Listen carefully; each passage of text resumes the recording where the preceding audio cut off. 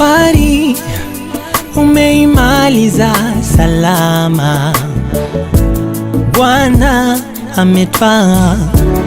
Oh, oh, bye rafiki,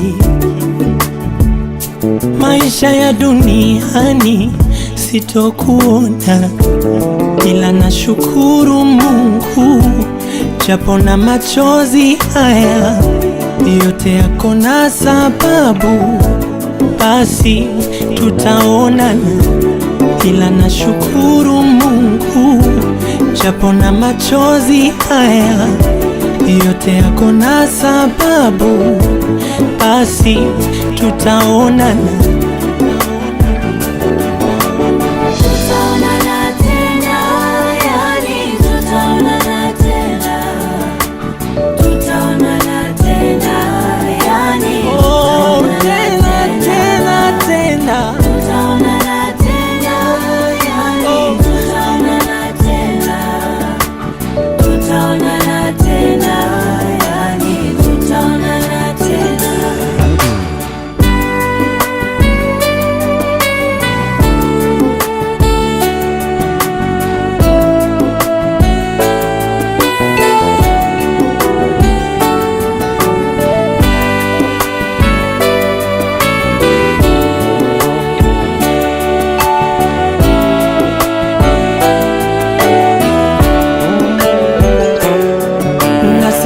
Kumkosea Mungu, kusema kutenda sawa, aliyetoa ndo ametwaa, ninashukuru. Ila nitasikitika masikitiko makuu, sitokusahau rafiki yangu huyu. Nitaomboleza, nitalia kwa nguvu, ina afadhali kuondoa uchungu. Ila japo na machozi haya yote yako na sababu, basi tutaonana, ila nashukuru Mungu, japo na machozi haya yote yako na sababu, basi tutaonana. Tena tena tena, ninajua tutaonana. Tena tena tena, ninajua tutaonana.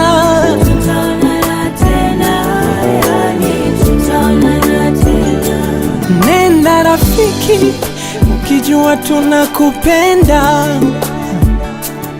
Nenda rafiki, hatutaki kuagana. Nenda rafiki, wewe mtu wa maana. Oh rafiki, rafiki, rafiki.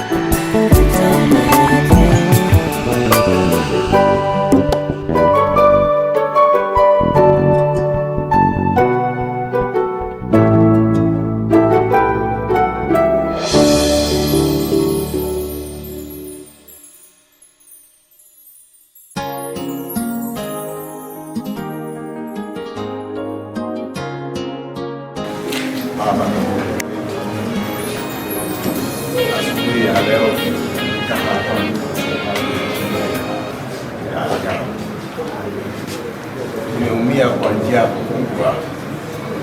lakini tunakushukuru kwa sababu miongoni mwetu tufariji wakati kama huu. Mipangilio yote ya siku ya leo tunaiweka mikononi mwako, uiongoze na utukufu wako uonekane na hekima, utukinge kutoka maafa na nguvu za yule mwovu na matatizo ambayo tunakumbana nayo tunapotazama yale ambayo yanatokea, yanatukumbusha kwamba hii nchi si ile ambayo uliumba iwe nchi ya kuishi milele na milele. Tunatumaini ya kwamba watoto hawa wajukuu ambao wamelala na umewapokea kama viumbe vyako kwa ufalme wako, na siku ile ambayo utarejesha ufalme wako utawafufua na utaingia ufalme wako pamoja nasi. Uwe nasi, tuunganishe kwa mifikara na kwa upendo na kwa njia zote, kwa sababu tumeomba kupitia kwa jina la Yesu Kristo ambaye ni Bwana na Mwokozi wetu. Amen.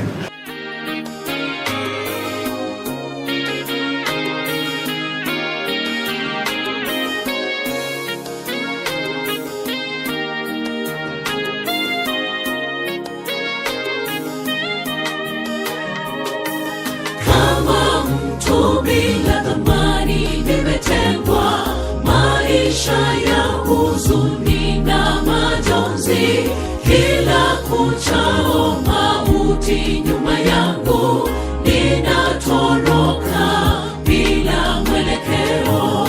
Kama mtu bila thamani nimetengwa, maisha ya huzuni na majonzi, kila kuchao nyuma yangu, ninatoroka bila mwelekeo. Hakuna magumu yasiyo na mwisho, siku moja Bwana atanijibu. Naweka tumaini kwake Yesu, hakuna yasiyo na mwisho. Mungu wangu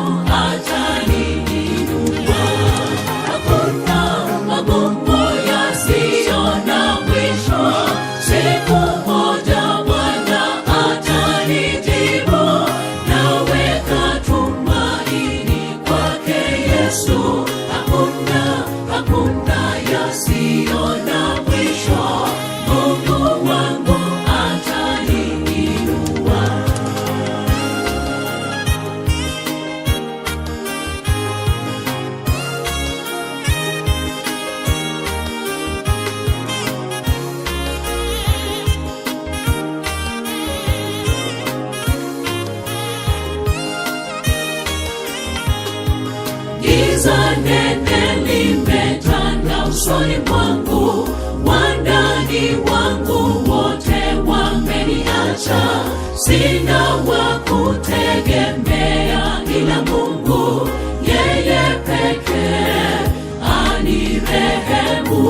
Giza nene limetanda usoni mwangu, wandani wangu wote wameniacha. Sina wa kutegemea ila Mungu, yeye pekee anirehemu. Hakuna magumu yasiyo na mwisho, siku moja Bwana atanijibu. Naweka tumaini kwake Yesu, hakuna yasiyo na mwisho. Mungu wangu ataniinua. Hakuna magumu yasiyo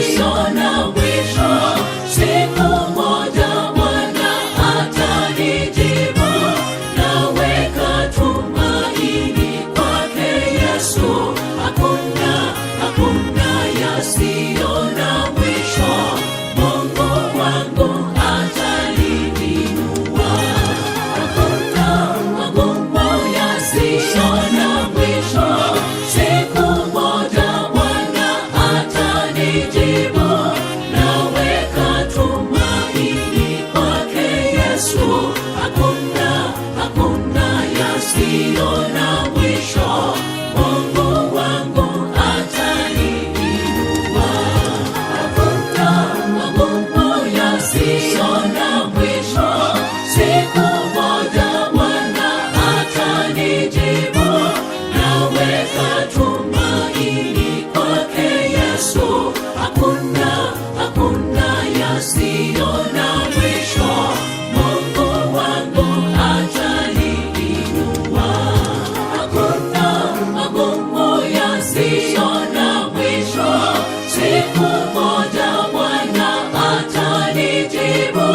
Naweka tumaini kwake Yesu, hakuna yasiona mwisho, Mungu wangu ataniinua.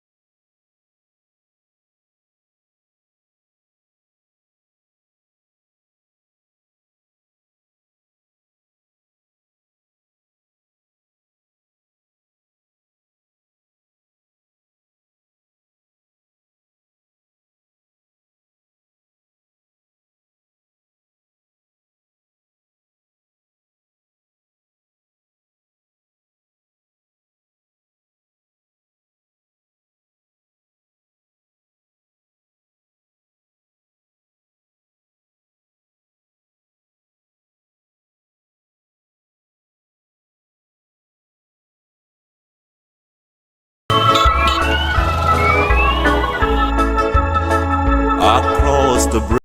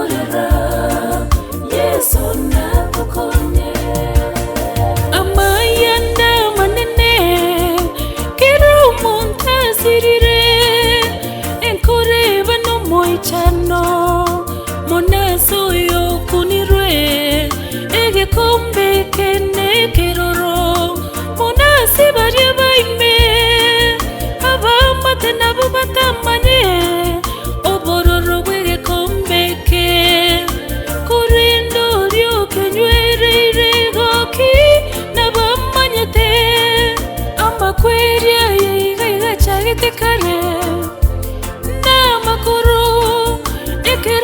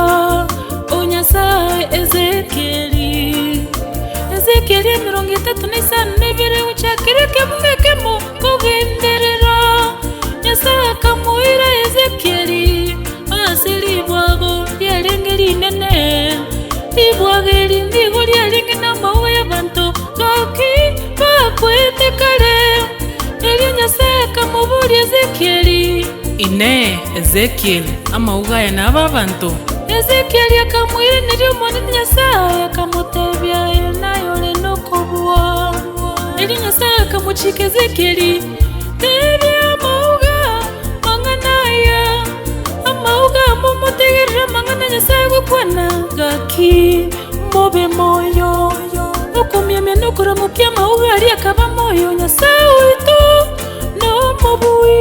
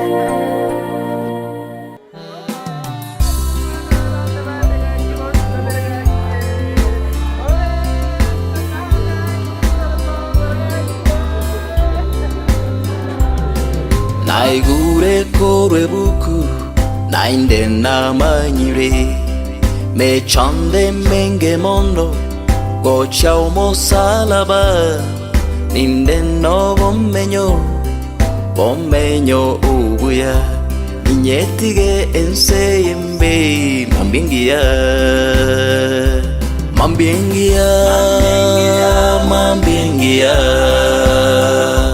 Nitaro moche we dhahabu mambingia Konda mwegende yeso mweka Konda koro wancha kwae Ninyetige enseyembe mambingia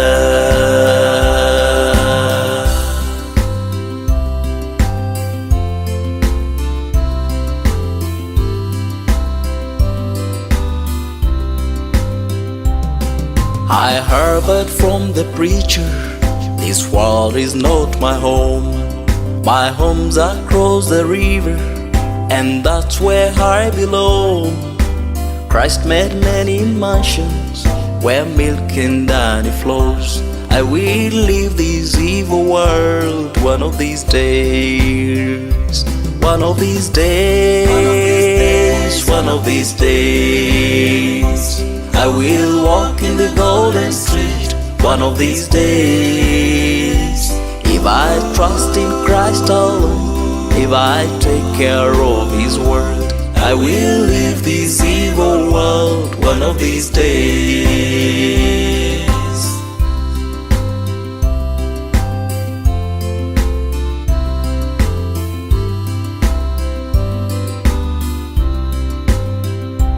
Mambingia Nitaro moche we dhahabu mambingia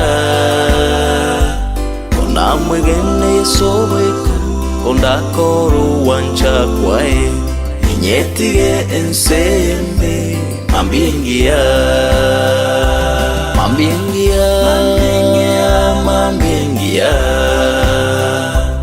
itaro moche bwe dhahabu mambingia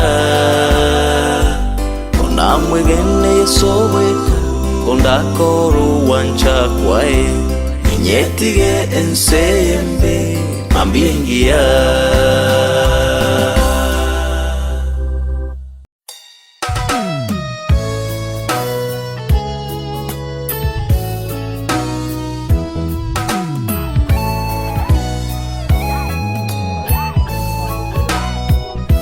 Nini Bwana utatutia wewe, kifo kinatuandama kila mara, ona mateso yalivyotuzidi Bwana, tunahangaika dunia nzima kweli. Ingana lya Nyasaye nalyo muremio munene katika mambo yote. asa mang'anozi. Yesu alikuwa anaambia kanisa la Mungu, Yesu mwenyene nigaregotethie kanisa ya yeiga wanafunzi wake, abarokiwa baye bali wewe unajua yote. tikwa ringa asiruhusa utamanyita ayo. Hapa tunataka tushukuru jina lako kwa sababu unakuwa katika shida. Kitabu cha Yohana, Asige kitabu kia Yohana mtakatifu, Yohana olia mochenu.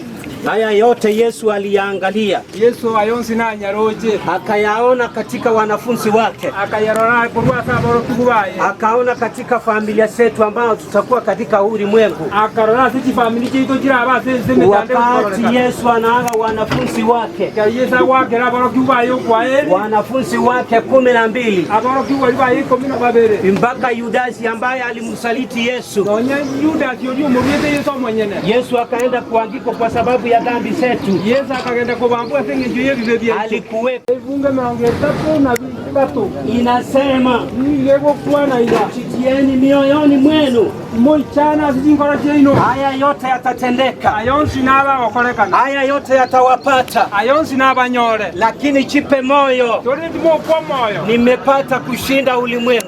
Nje na buile se. Kwa hivyo ile asara bene kutoka. mbingu imewekwa kwa sababu yako na mimi. Yarosi kwa sisi ya mama na Itayalise kwa sababu tumeshindiwa na Yesu. Shindi katika mauti. bali bakweta sobo Watafufuka na kumulaki. na baboke na bamorodote. Je, maombi yako, Mungu sabakwawe. maombi yangu Mungu sabakwane. niwe moja wapo kumulaki Yesu mawinguni. Toba bamo baba bara mwalika ni Yesu aliya Mungu saba. awabariki. Ya saba sisi. Tunaomba Ngo sabatole.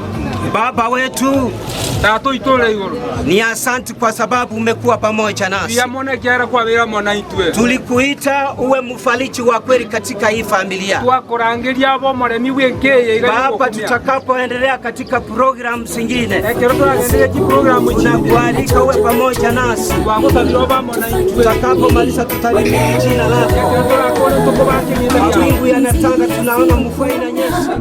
Kufarakana kati ya ndugu na ndugu, amani imekosekana. Yesu njoo haraka. Tufikapo kule mbinguni kwa Bwana, hakutakuwa na vifo wala maombolezo. Tutakutana na wapendwa wetu wote walolala katika Bwana, walolala katika Bwana. Enzini tusahau mateso, walolala katika Bwana, tuishi milele. Walolala katika Bwana, enzini tusahau mateso, walolala katika Bwana, tuishi milele.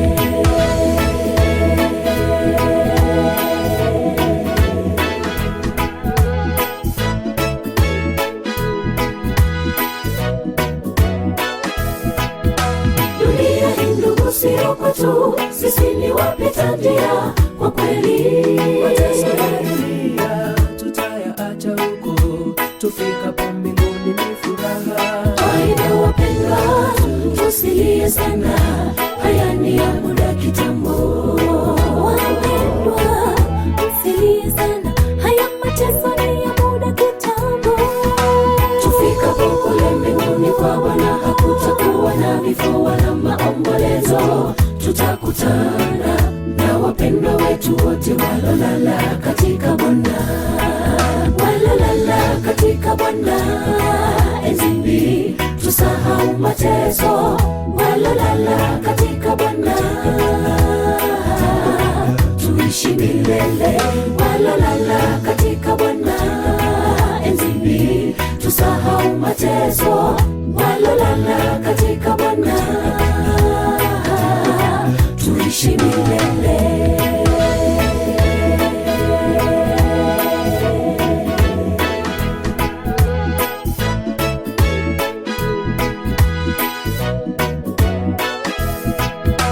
Tufikapo kule mbinguni kwa Bwana, hakutakuwa na vifo wala maombolezo. Tutakutana na wapendwa wetu wote walolala katika Bwana, walolala katika Bwana. Enzini tusahau mateso, walolala katika Bwana, tuishi milele, walolala katika Bwana. Enzini tusahau mateso, walolala katika Bwana, tuishi milele, walolala katika Bwana. Enzini Baba uwapiganie na ili pepo lipate kushindwa kwa jina la Yesu, na lisirudi katika hii nyumba. Tumelifunga na kuliambia lienda kusimu milele na milele. Baba uwafariji wazazi na wale ambao wamebaki, wachukuu na mababu za watoto. Baba tumewakumbuka. Rero naryo rituko ryao ry'omoerio wasense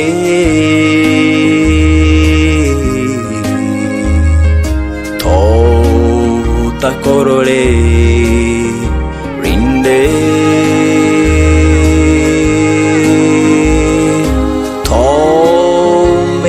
tomerane mambiengia soy quiero acudirme.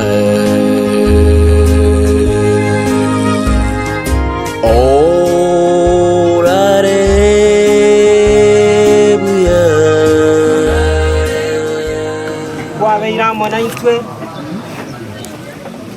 omonene buya mone kiagera buna bwaterene taso boina bwara salas elindo kamorangeria akaboka ntubona ntobwati chinguru olendo tuwachira sogo sabera abana abaiga ekiagera Nyasaye no manyete no mayeta magimabo oneke togo kakemero belio eyoko babeka gwikekero barabo rogwikekero koiraneria kabere.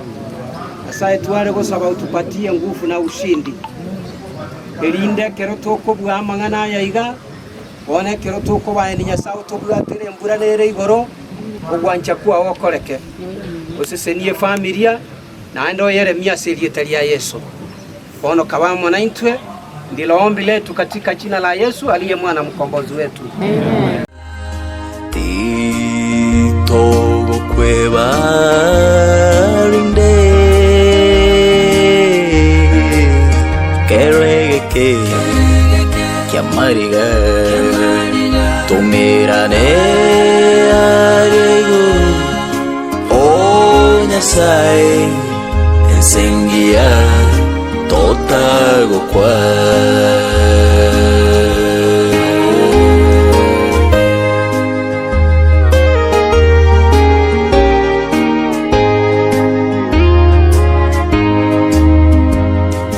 twako inyora chinga kitwa sangete tware amor karo chaito chairia nyeka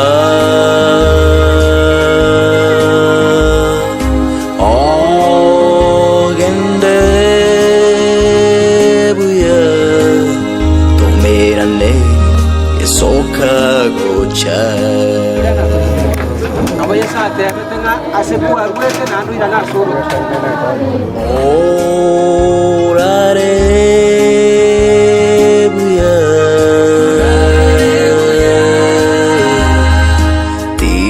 Titogo kwebarinde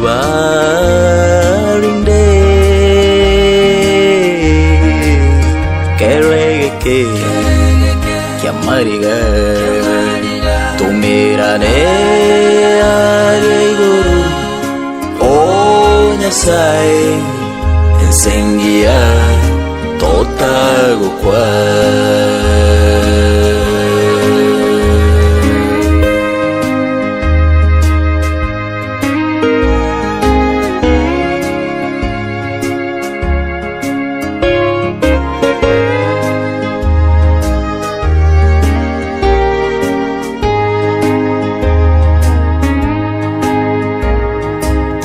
Fare thee well, fare thee well. We'll miss you through the time till we meet some other day. Our precious memories still linger. It hurt so much to see you go.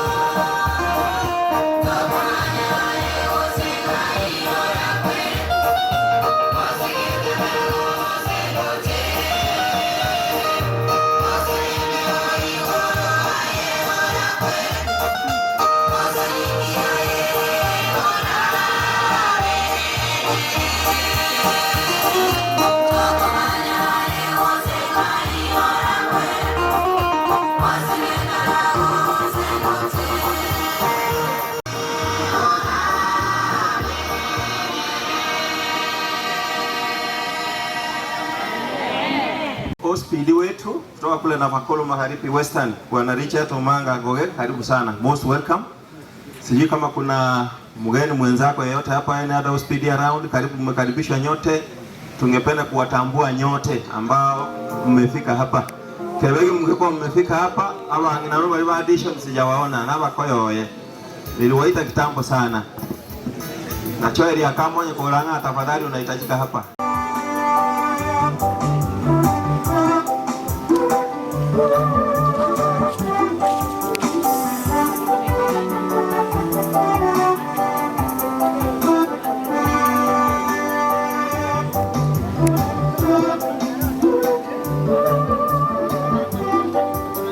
Sema neno moja, sema neno Yesu tuweze kupona. Kama zamani ulivyosema mapepo yakatoroka, sema nasi.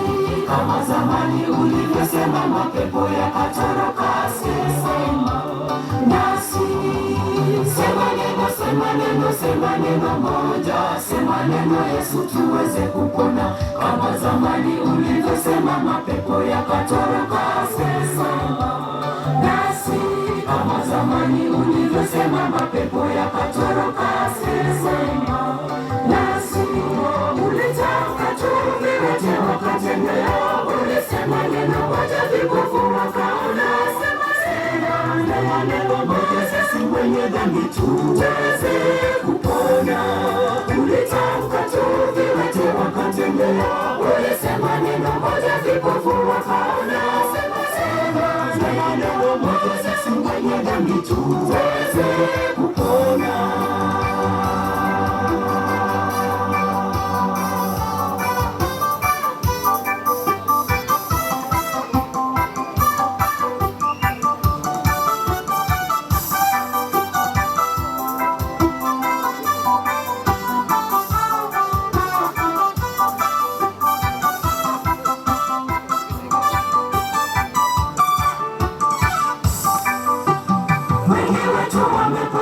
Matumaini, sema neno warejeshe tumaini. Hata waliofungwa na mitego ya shetani, sema nao. Hata waliofungwa na mitego ya shetani, sema nao.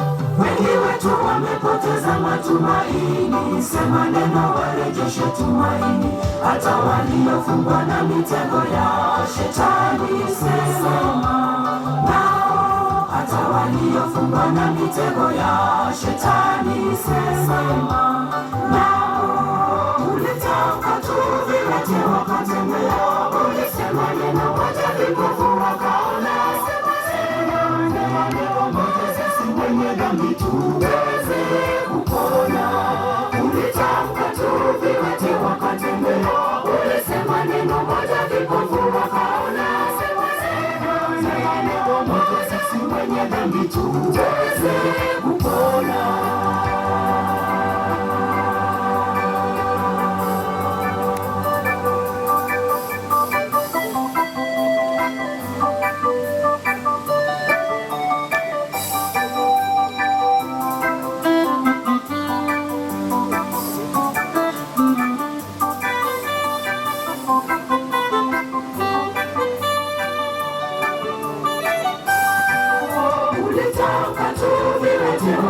Ulisema neno moja vipofu wakaona.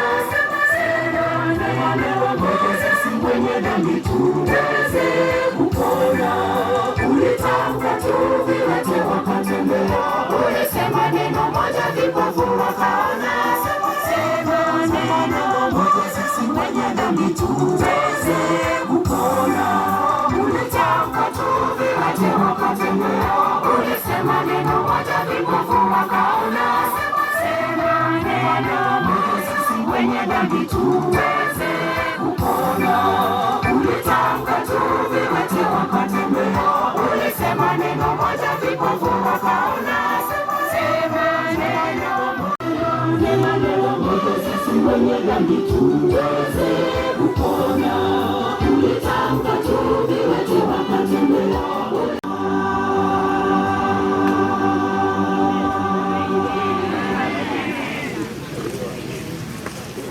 matanga.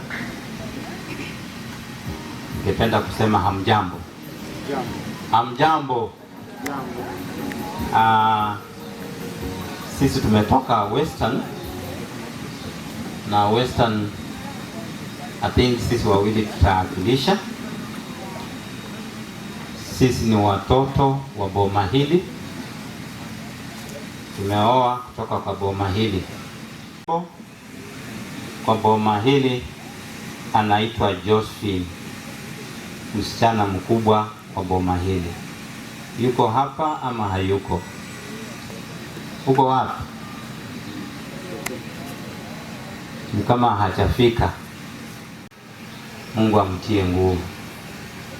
Naweza kusema ya kwamba alijaribu kuokoa watoto wake. Ningemuita kwa wakati huu mwanamke bomba. Alipigana vita, akafikia mahali alifikia for a full month. Mimi ni kusema tu Mungu awafariji, awafariji. Yeye ni mfariji mwema. Mama yetu wa kutusaa kwa boma hili ameishi Nairobi the whole month akiwafariji, na ningependa kusema ya kwamba Mungu ambaye ametuumba amfariji Mama Doris. Kuna sehemu mwingine ningefikiria pengine tungekujia pamoja. Tafadhali hebu kuja tu, you do some introduction. Zake Angel na Angela. Kwanza ni wasalimu hamjambo. Kwa jina ni Evans Ongata, nyumbani ni huku Ibencho. Mimi pia nimemuoa binti wa boma hili, Venik Mura. Natumai kwa sababu ya shughuli labda wako kule kwa boma. Mbali na hapo, Vision, shemeji yangu na bibie mpendwa, ufarijike katika Bwana. Jipe moyo, machozi ni ya muda. Ipo siku tutapanguzwa. Sitasema mengi kwa sababu ya muda, wanenaji ni wengi, lakini naomba sote kwa pamoja tuombe zaidi ya yale ambayo tushaomba mbeleni, kwa sababu agrabu sisi kama semo na wengine hukutana tu huku kwa hili boma kwa sababu ya kuomboleza wenzetu ambao wametuacha. Ni huzuni mno. Ningependa kurudishia shukrani kwa wale wote ambao wamekuja hapa kwa ajili ya kutusaidia kuomboleza na kutufariji. Limekuwa jambo ambalo si rahisi, lakini kwa ajili ya uwepo wa Mungu tunaenda kustahimili yote na kumshukuru kwa yote. Shemeji, ningependa kusema kwamba yale yote ambayo yanatendeka ni kwa ajili ya upendo wake, na kujikaza yote yataisha. La muhimu ni kwamba tumwendelee kumtegemea Mungu kwa kila jambo, kwa ajili sisi zote hatuwezi kwa uwezo wetu. Basi niomba kwamba na kuwashukuru wote ambao wametusaidia katika matanga haya, na Mungu aendelee kuwarehemu na kuwapatia neema yake ya kutosha. Asanteni. Wapungie mkono. Asanteni sana kwa upendo wenu kama kanisa. Kwa majina naitwa Naftali Okongo kwa Eperege. Naita watu wote kutoka Eperege sub-location. Eperege sub-locations, please come. Vile mmesikia, tutanyosha mkono hivi. Watu wa Mungu hamjambo. Hebu tusalimiane hewani ingawa kuna baridi kubwa sana. God is good All the time. Okay. Bana bane mojo abachokoro maneti gabakonye na betanios na sao itugokore nyo konene agendere ko bari byasitinga kityo bokendwa banene mana ya gotoka seketabu kirikia ba kulitentangania ya mapaka isana manya sao gokore nyo konene era tuarentira na nere tubugati kende yos betania sao gokore nyo konene on na saba kire anda babeke chingu bya mana sengi to yeli nganeyo amalieta rosa siago Kubia berege, Doris, ni kamati yani. Tutachukua muda mrefu kwa sababu ya muda. Nasema pole sana na familia sema kiyoko nganya kwa bana wale baseminari ya seminari wale toko bana ba prato kwenye mama Anti Anatolis oli bamwabo basirerwa abana babo naba sai tiga tubokigerenya sai sense ya baga ta sense la bene kole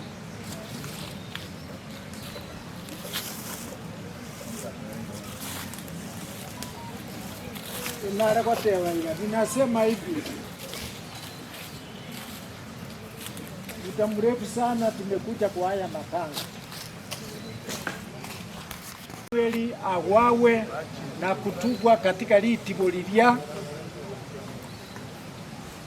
imekuwa kama ni ile miiba imetungwa kwa mtu. Katika Warumi 12 mstari wa 9 usome, Paulo alikuwa anasema iko miiba ninatungwa hapa, Yesu nifanye nini? Yesu alimwambia hivi,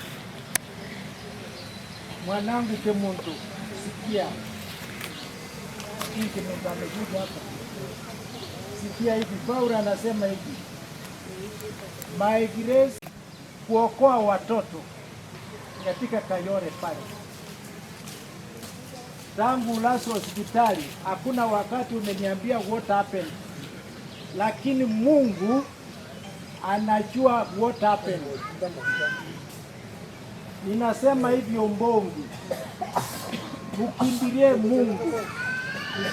Mungu, unapiga magoti chini.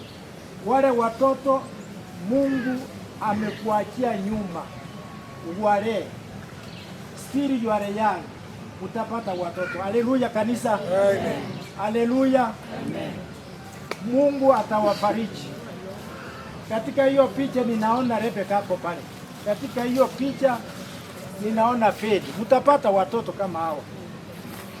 Kwa hivyo ninasema hivi, kwa hii mkutano Ombongi ebile bya maru bikobwateta matuponsi chisati bantu bale bakoegwa maru ngoirwe certificate banya ko graduate ya ko graduate ekera akorire ki ekera kure nkunywera maru Ombongi rero yako no mogoko ekero goeta ngato ko nakyo mogoko yo oita igogenda soko genda otagotiga maruaya otenenie nyomba ya Samueli tari sataraka bonse sataraka na bange mutare gotigage ebireche bibya maru mogende kanisa mosasi imenya sai.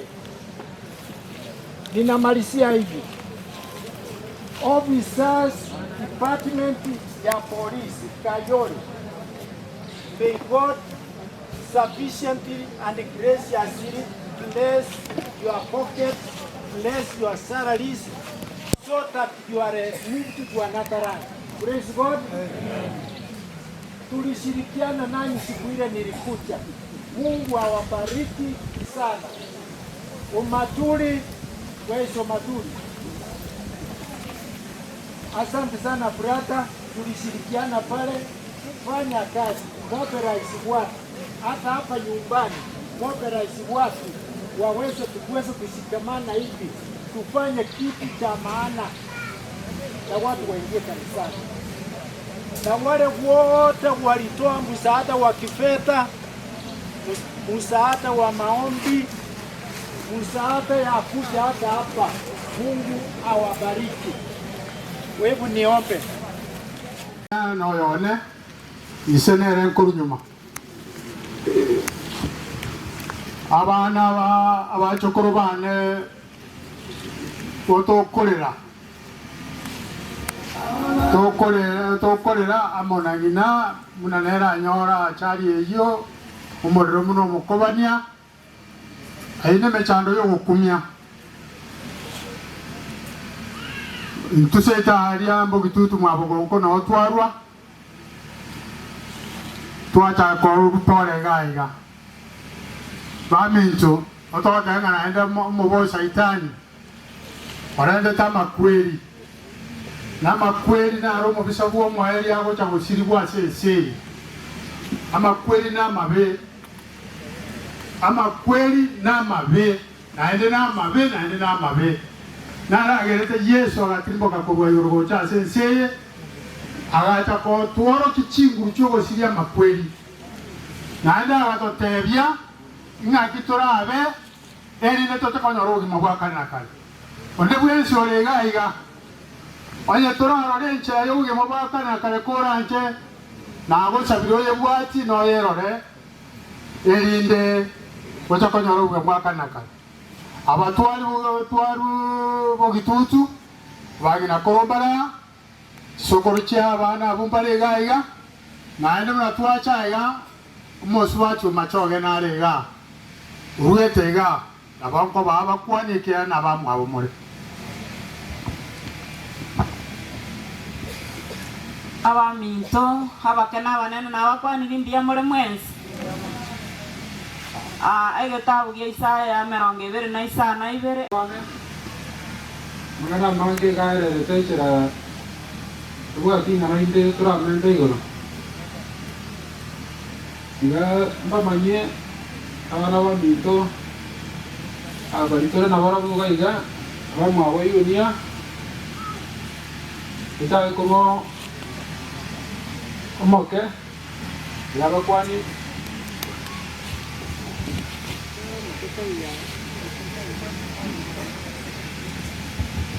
amarita ngoro kwa Isaac nyaoga kuri umuntu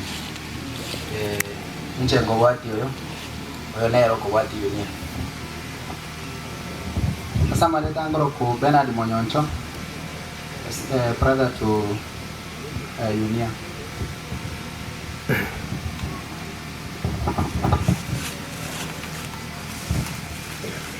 nabakwani bimbia muri mwensi chengoro kumarita kerubo ncheke mtako bwate na ncheke kumenyeta na alisi esema ali Nairobi na aba mwana yonzi tegusira magega nche na rengi na barabese wodi na una tu arwete ko nyomba kuna ba achadi ile abete kina rengi na barabu mwana na ina ase wodi mwana ina bali kugamba mwana ali kukuona kile kintu ali kukuona ngamba bere ngamaji mbogoli tagende nyomba bona na igotire mbogoli tagende nyomba mwao kitindi ko enda mintu ono njengarano mwana mbijali na mauto ka utakubwena ono sachi etiko genderera komenya yasaye nama itesa ba yasa maite ono kemtonja kubati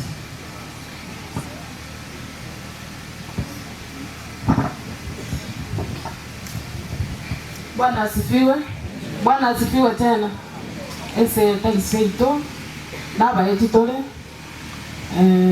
abana bachire omuswati muntu igorende nyasaye naringo nandi namanyite sababu egenteke nene kenaki tigatu yariganie asenge nchugo mubuno bwenye nsende yonsi nabokonyora bwaire igono nyasaye narengekera abana bachiete nandi nabwate sababu dingana ni limo mbwata simoko yone no sister yane egenteke nene obugima bwabo babeka somo nene nerora abarwanirire nerora abaremie nerora asiria yonsi ayabalengereti bono iga bayira nese nyomba yo monene no bari meremo ainaro nabatigire nchomo nyene na batigire nga umone na barende na ndi moira na si nyomba yaye no sabali ribaga si wana wayoka osasimo monene nerora bagitere nerora gitire family ya ino no ne birecha binde bikoimoka asirite ya Yesu nigo bikobwa esengencho okonyora mu gusabali tukaserinde birecha tabwatiribaga igo motigo kiranga nemirimo muri yoka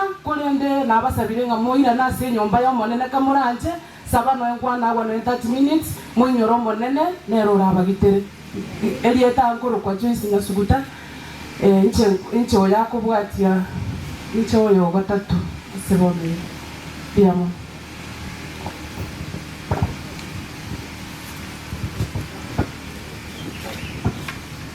Bwana asifiwe. Bwana asifiwe.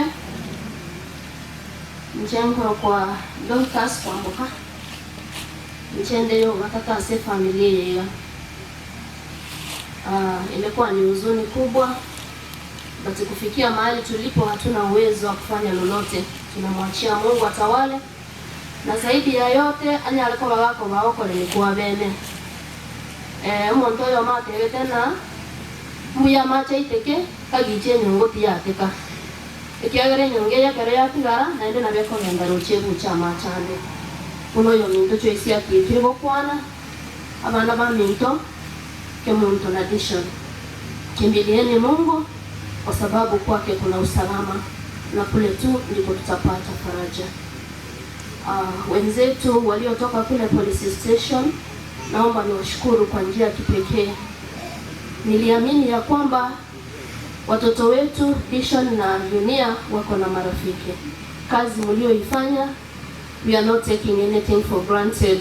We want to thank God for you and we pray for the blessings of God unto you. Na watu wa nyumbani, yale ambayo mmefanya, Mungu tu awabariki na wazidishie wema wake. Zaidi ya yote tuombeane, kwa sababu katika Mungu ndipo kuna kimbilio na ndiye msaada wa kipekee. Mungu awabariki sana na tuendelee kudumu ndani ya Bwana. Asanteni. Praise God again. Mimi kwa majina ninaitwa Roslyn Monyangi, lakini wengine wananichua kama Roslyn Mora. Hiyo majina yote ni yangu. Mimi sina mambo ya kunena hapa, kwa sababu hata nguvu ya kunena hayo maneno sina. Ila tu ningependa kuchukua wakati huu nimshukuru mmoja ambaye alikuwa anasaidiana na colleagues wake Mtwande Mwenga kwa ile mipango yote wametusaidia, kutoka hospitali, kutoka pale Kichichini Kayole mahali walikuwa wanaishi, ofisasi wote wa Kayole, familia yake Mto, kama vile wenzangu wamesema. We really appreciate your work. The thing we can give you is just to say thank you, na kusema Mungu awabariki na awabariki tena na tena. Tumeona wenzetu Mto na Dishon, they have so many friends. Wako na marafiki wengi, especially wale wametoka Nairobi. Tunawashukuru wote, hata wale ambao si officers wa station. Kocha pia Mungu awabariki sana. Nimekaa Kenyatta for 2.5 weeks. Nimechua Kenyatta because of what happened. Na si rahisi kuchunga mgonjwa for 2 weeks. Mgonjwa mwenye haisi amka kwa kitanda. Lakini niliona mkono wa Mungu alinichalia nguvu, nikaweza kumuinua kutoka kwa kile kitanda. Mungu akashikilia steering. Nyakati za mwisho akaweza kujiamsha peke yake. Tunasema ni wetu. Tunaporudi tunawaombea safari njema, mbarikiwe sana. Asanteni. Nimeshukuru pia kwa nilitacha yule alikuwa anasaidiana na maofficers kuorganize committee, kuweka mambo ikuwe in order. Niliona anaitwa Raban Maturi. Amefanya kazi nzuri. Mungu pia akubariki sana kwa huo moyo uko nao. Barikiwe kabisa. Na mwingine pia anaitwa Gisore, na mwingine anaitwa Sukuma. na ninawashukuru sana. Sukuma inapendwa sana, na huyu jamaa tumempenda kabisa vile tunapenda sukuma. Ndio huyu. Wamefanya kazi mzuri sana. Nikirudi kwa station, Mto and Edition walikuwa na brothers and sisters. Wote walikuwa na brothers and wote ni brothers na ma sisters. But hata kwa familia kuna wale wanashikilia zaidi ya wengine. Sijui kama walipewa nafasi wakaongea, lakini kwa namna ya kipekee nashukuru madam anaitwa Joy na mume wake anaitwa Moreithi, walinikaribia kama dada yao, wakanisaidia kwa kila jambo. Mwingine anaitwa Mosoti. Mungu awabariki sana na wenzenu wote. Thank you so much. Wamepokea huduma, mahali ilichelewa. Kuna wakati tulifika tukiwa wengi kama familia na marafiki, ikawa kuna wakati tunakosa uvumilivu, lakini mwisho wa siku tulihakikisha tumesaidia. Ningependa sana kushukuru ile timu ambayo inatoka National Police Service. Kuna ile timu ambayo ni ya Counseling Department National Police Service. Kuna timu ingine ambayo ilinisaidia sana katika kuhakikisha kwamba dada yetu alipotoka kule ICU akienda kuwa admitted kwa private wing. Kuna ile timu ambayo ilitoka Vigilance House. Haikuniachilia siku hiyo. Ilifika nikajipata kwamba ni mimi tu kwa upande wa familia ya kina Dishon na kwa upande ya familia ya kina Kemunto, nilijipata tu mimi tu ndio daktari ambaye angeweza kusaidia hapo. Na nashukuru sana wale ambao walishirikiana na mimi kuhakikisha kwamba dada yangu kila wakati mmekuja mmemuona kule hospitalini, mmekuja mmemletea heri njema. Kweli hata mimi niliona kuna matumaini na kweli Mungu ametenda. Kwa hivyo kwa niaba ya familia na wote wale ambao tulishirikiana na wao, ninawashukuru sana. Hayo tu ndio ninayo. Asanteni sana na Mungu awabariki. Thank you, asante.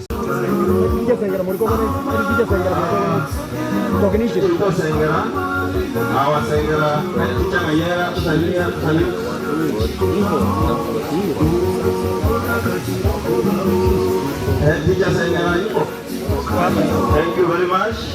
Our OCD, you can also welcome Madari, Richard Ingoge, Sura Navakolo, Western, most welcome. Nilikuwa pia na tii. Mko wapi ile watu wote wamekuja kwa sababu ya dunia? Na imole mwezi pitere nangu. Aka baigu wali bande bao spiba muswati ba minto mwachaga.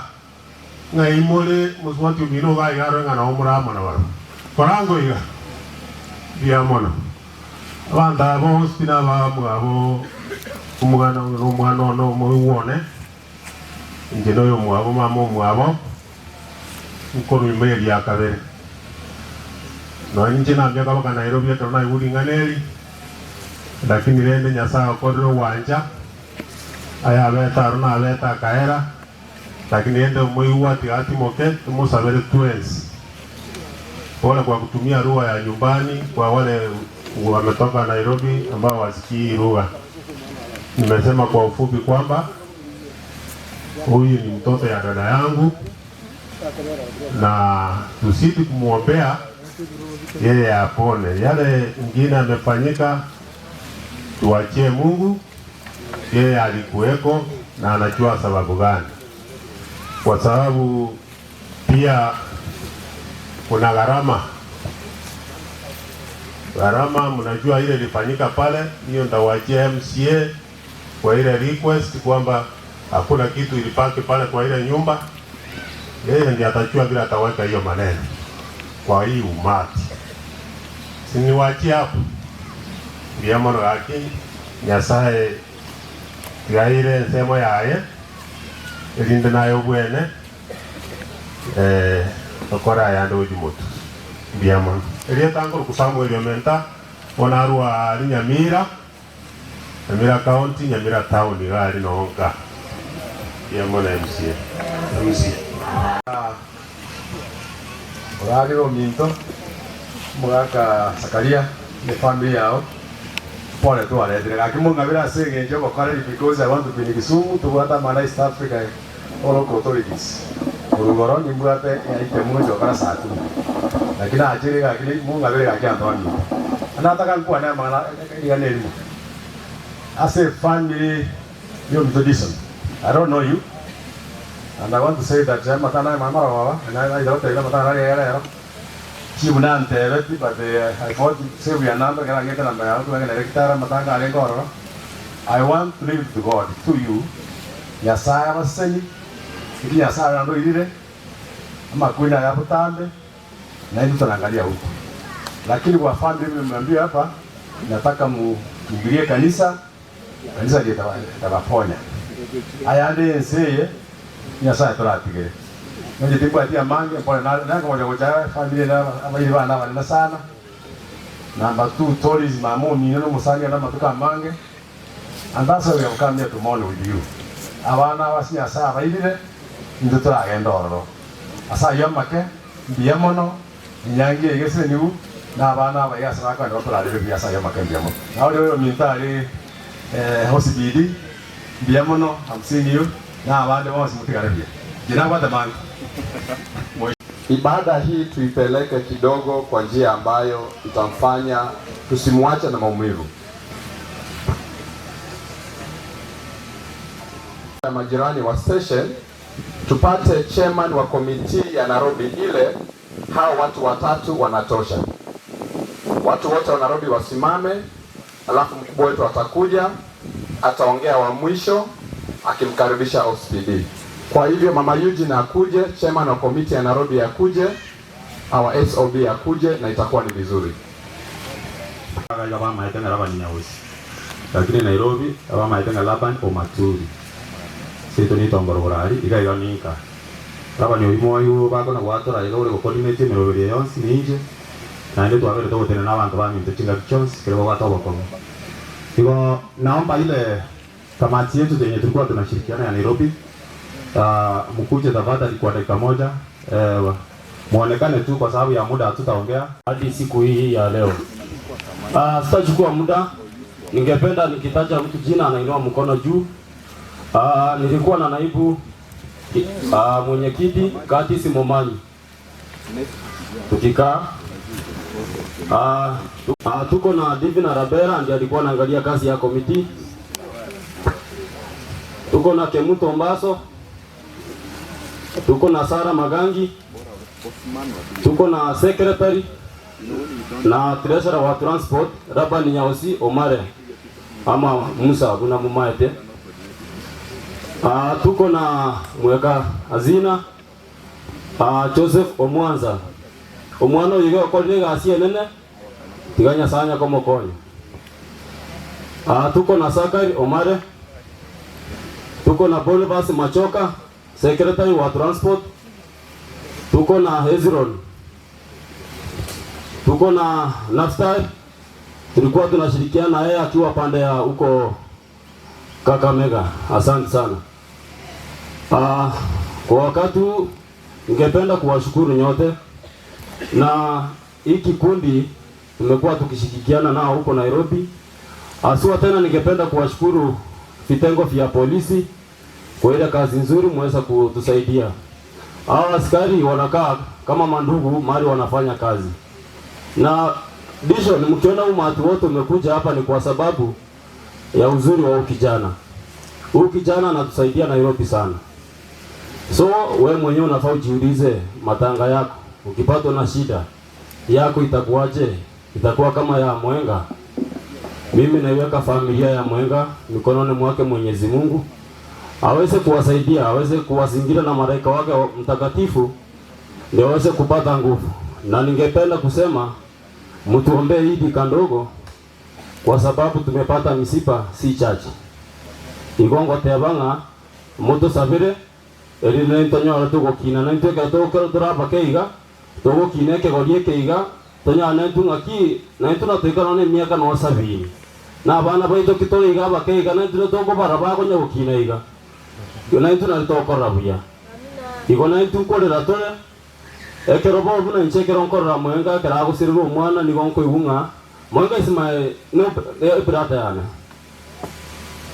igo chusi mwaroche gumwako ori arete twatuto mwana umusembe egurupu yiga yayitonkorera tore tiganga nyasaba koni tigatokorera bwese ngejejiza to enane amabaga gochase abaminto idara ya polisi wenye tulisikiana nao tangu day 1 kere lituko komiti yane kere alikomerana kurangire nale ngabasikali aba batu updating bakolire nje nabatengi tu akolire chitimu chionzi mpaka kurwalia asatonywa matekoru na kurungaga iga chisimi mtunto na hadi mpaka matanga ya ikire asekere mpaka central alitupatia pass ile mmeona pale. Wakati tulihitaji viongozi wenu hapa nyumbani hawakuwa wanachukua simu zetu, hawakuwa wanalipa ya text, lakini mbunge ambaye ni Mkikuyu alitupatia pasi. Mnasemaje? Amen. Tunatafuta uongozi tusaidie watu, sio kujinufaisha sisi wenyewe. Na bora anyore kende yonsi onyore besanke igo obeke suti abika. Lakini obogambi nege ntogeta kire kego konya abantu. Moro jiche nileta chikuna utomiche raga igo ofyo ndobo adistima mwama kolimoka chikurango akamole kitana koleta majibu. Kipasa ali mocho rajiwe tembe igo. We are not happy. Ero muyao sera bobe. Toteba nyama ene na endelembe na atebanga kutorera nega iga ntochokane iga ninka tuakirira matuka mange abantu barotinga kinyoro kingi bwati bomura ndoiwana ine tunajipanga na ngoja tole komo gotogoja muto bwate na mamba marabunya saba sini haya meta tata Wasalimu wakubwa na wadogo mchekitangu Kemunto na Mwenga. Hii kipoko ni ngumu, lakini naomba Mungu awafariji. Hata nikisema mimi mwenyewe na shule ya kusema. Hiyo usiku tulikuwa na Kemunto hiyo usiku, tukaachana nikasikia amechomeka. Naomba tu Mungu asimame na nyinyi na Mungu atakusuluhisha na atakuponya. Majirani wote wa Kayole msimame walikuwa sio polisi. Msaruti mjue kupita. Majirani wote wa Kayole ambao si askari wakuje mbele kupiga picha.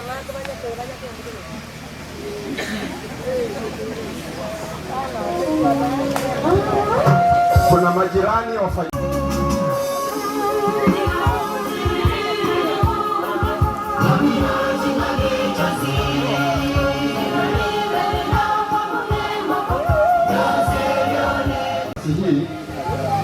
nimkaribishe senior wako ambaye atakaribisha wakubwa wengine hawa. Ndicho ndio sasa. Saba ndio sasa. Na wananchi ambao tumekuja nao hapa. Kitu ya kwanza mimi nachukua hiyo jukumu ya kuwapigia asante ile kazi ambayo mmefanya mzuri sana. Kwa kusema kweli tumejitolea kwa njia yote na kila mtu ameact. Lakini kabla ya karibisha OCS Kayole ningechukua hii wakati nipigie watu wawili tatu asante zaidi na sana mzee Wanyama ako wapi? Mzee Wanyama ambuka chuo. Ningeomba tu kwa utaratibu na heshima ya juu afande OCS huyu mzee akuja ongea dakika moja tu alafu ndio nipatie ni speaker. Mzee Wanyama. Huyu mzee ni mzee ambaye ametongoza sana kwa hii kosi na lazima tumuheshimu, si ndio? Ndiye ametongoza kutoka Nairobi kwa mzee. Lazima tumtambue. Sawa sawa. Karibu mzee. Semeni haleluya. Amina. Semeni haleluya. Mimi kwa majina naitwa Kopro Joseph Wanyama kutoka Kayole Police Station. Okay, kutoka Kayole Police Station. Kwa hapa tumekuja kuomboleza wajukuu wangu wawili ambao tulikuwa tunapendana nao kabisa katika Kayole. Jirani, tulikuwa tunakula nao, nakaa nao, tunaongea nao. Hata siku moja wakaniuliza, kuka wajukuu wako wengine wako wapi? Kama hao. Ilibidi niseme niite ndugu yangu, kijana yangu ambao Mwenga alisimamia wakati wa harusi yake. Wale yule kijana alikuja na mtoto ndio wakakaa na wale wajukuu wangu wale wengine. Na wakacheka na wakafurahi. Semeni haleluya. Mwenga nasema pole. Dunia pole kwa kupoteza watoto. Mungu ako nawe, atawarehemu, awape nguvu ya kuishi vyema. Asanteni. Mungu awabariki nayo. Thank you very much. Ni heshima juu sana Fandosis. Ningependa tu msione mbaya. Bwana Yesu asifiwe tena. Kwa majina ndio naitwa Roda, natoka Kayole. Union na Kena Vision ni marafiki wangu, ni colleagues wangu. Yangu ni kuambia pole. Let the grace be sufficient. Kuna ambaye ujibu maswali, wacha akawajibu. Wakati unasikia uko na maswali na kufinya sana, take it to the cross. Na majibu utapata pale. Poleni sana. Msaidi, naomba afande OCS ukuja hapa ongea yako arabu karibise hata sini ofisa sasa. Karibu sana bali. Kwa majina yangu naitwa Peter Kinywa. Mimi ndio deputy OCS, nimekuja kuwakilisha OCS. Sababu tukakuja wote. Kitu ya kwanza napea hawa Mwenga na Union pole. Ni watu yangu, nimefanya kazi nao zaidi ya miaka 3. Ni watu wako na bidii na Mungu ataonekania. Sitaki kuongea mambo mingi. Tumeshukuru vile tumekaribishwa. Na saa hii nitasema tu pole na tumeshukuru. Na nitaita mkubwa wetu hapa SOB naye akuje aseme neno moja.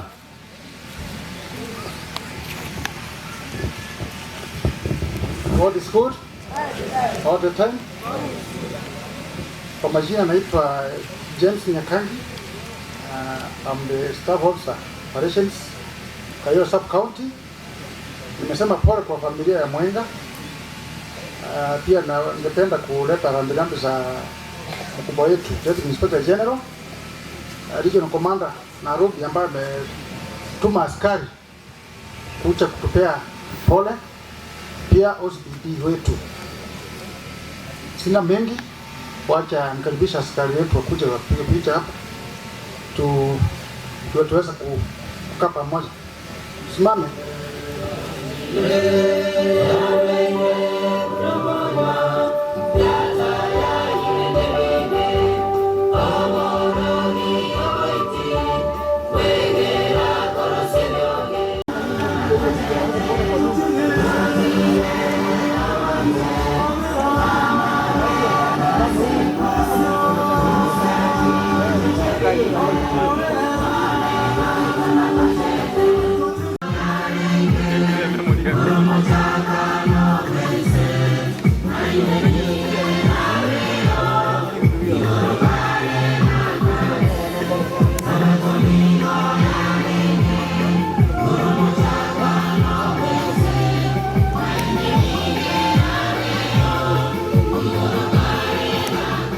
Nyama cheo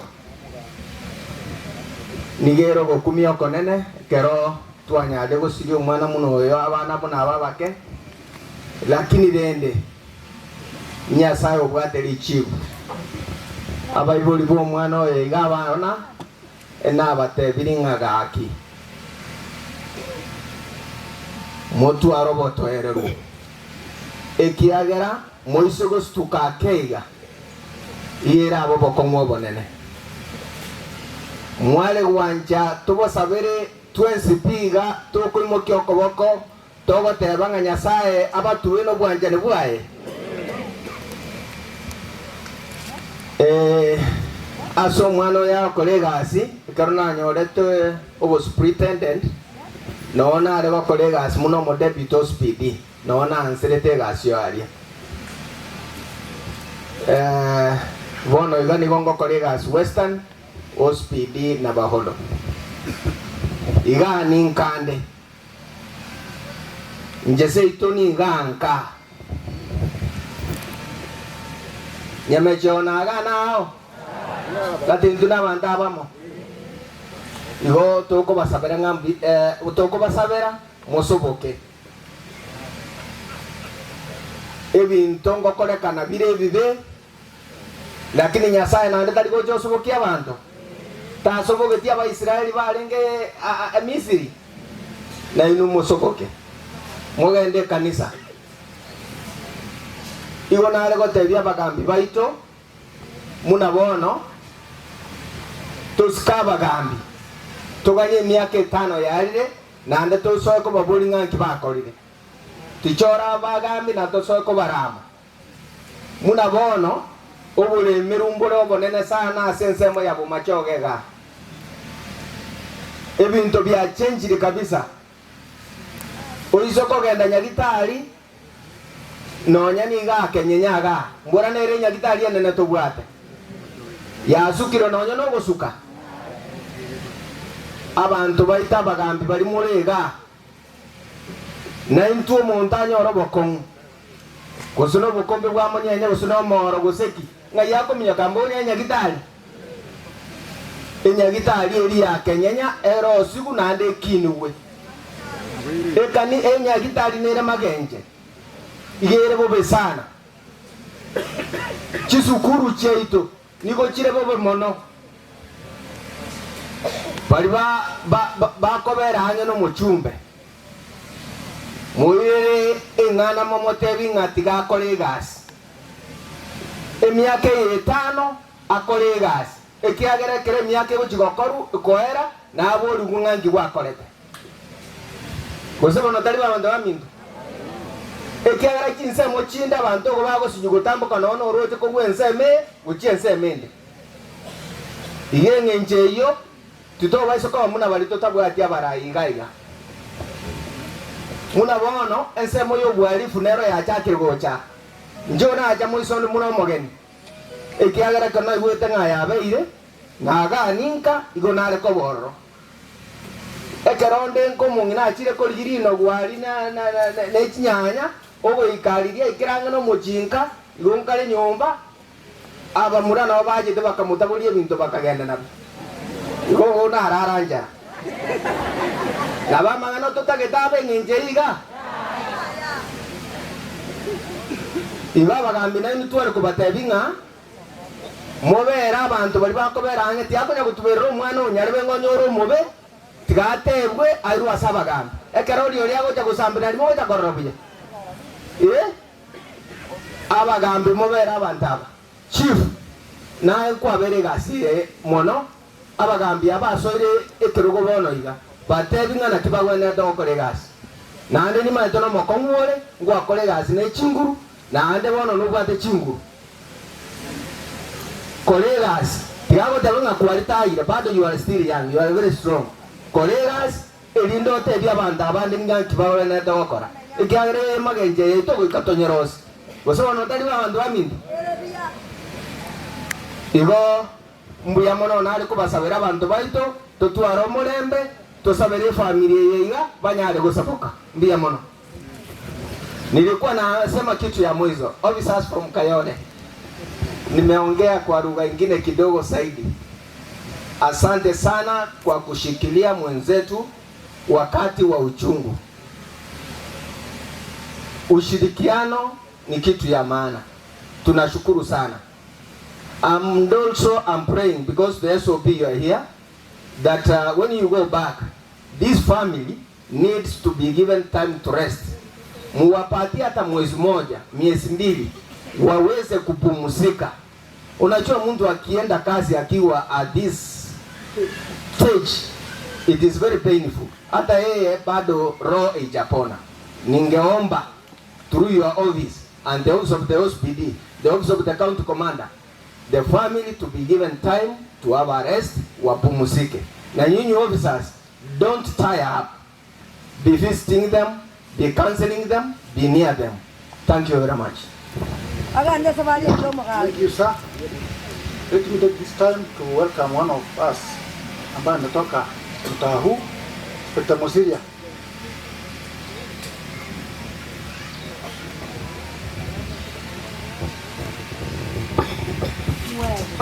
Walimu akire mwensi gotoa pole wa irirebia jengo ku Wilson oyo Musiria seitondo goloza ya wini addition ne kolivia ne notoka na ile gasiamo Kayole yana ingene opportunity yo gote addition nga pole ase abanyorete kwa ile pole chinyinge kurumaga ano gende kuchinyoro boigo ile ntonda tebe selinga umonena ko chingu kawa strong no strong obe na madam wangu kabisa obe strong no monena bakonyi njega ninkande wano speedy na so meti kiganjo ne so meti yana lengo ne so meti mugambi oyo Nero sai ne tiro bali na iritu.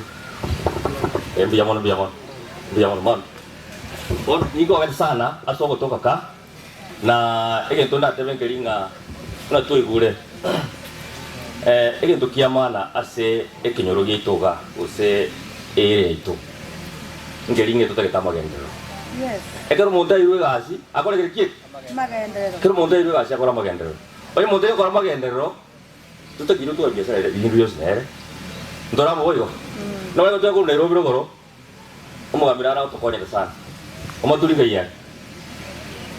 Rojo mu muro yo to muro yo sino waiga. Laribo. Mo waida lakini. Oiliga tokonya sana. Ero tokone diga sions tokora maganos. Koru una addition ya tokokong. Paka bono liga. Mtu abana eramo na akatokonya sana. Na tokarora matunda abantu buna abono kumuteko barora. Timanyi tiaro kumuteko barora abantu buna. Igo omatu mbiamoro sana sega swatu kole kurogoro. We appreciate so much. Ndo bwata abantu wale na chairman Sukuma and the committee. We thank you sincerely for what you did. I want to go back to the Kayole family fraternity. The officers, thanks a lot. You really came together. You assisted our brother, and you stood. That's a very good picture that you have shown there. I want to say that thank you. Continue with the same spirit. To what the namo? Taribo. I'm not going to make a buaterana. Kero mino ne moino gaja wa to kong. Ubuates. Osomon. Ando sie kero menyete. Wantu menye via, wantu wanja ne. Ojo wakora bororo muateba. Mo kira. Osomo menyete bali bara wakora. Muakwana. So mbiamono na mbiamona sogole.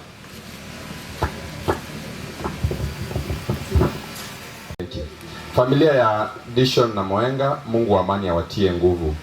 Biblia inasema kwa kitabu cha Ayubu 14 mstari wa 7 ya kwamba kuna matumaini ya mti uliokatwa kuchipuka tena na machipukizi yake yatakoma. I want to assure you there is hope.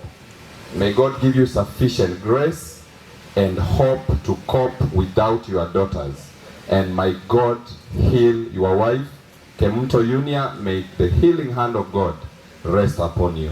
Mungu wa amani awabariki. Naitwa Benedict Aswani. Mimi ni chaplain pastor pale Kayole. Wana hao walikuwa watoto wangu wa Sunday school pale Kayole police station. Si Mungu wa amani awabariki. Kanisa karibu sana. Amina. Naona mtu seneta.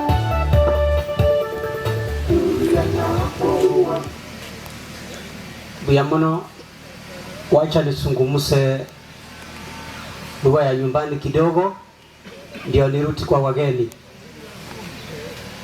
Tison chipe moyo Nyasaye no arenge. Abe nkambale ngamwale gusabira oyo mto Tison ne familia ya Nyasaye senie mo wanchawo mubarikiwe sana. Huu wakati wageni wetu ambao mmefanya kazi nzuri mubarikiwe sana. Watu wa Nairobi, watu wa Kayole, yale maombi mumeomba na Mungu wetu anasikia. Vile tunasema Mungu halali usiku na mchana, Mungu anafanya nini? Anasikia. Tunawaombea mema. Maafisa wetu wa serikali, OSPD, mimi sikuchui lakini nimekujulia hapa, mimi ni pastor. Mimi ni pastor nafanya huko Nyacheki. Wachungaji, wacha nikuche kwa wachungaji. Abarandi mora tenenango. Abarandia.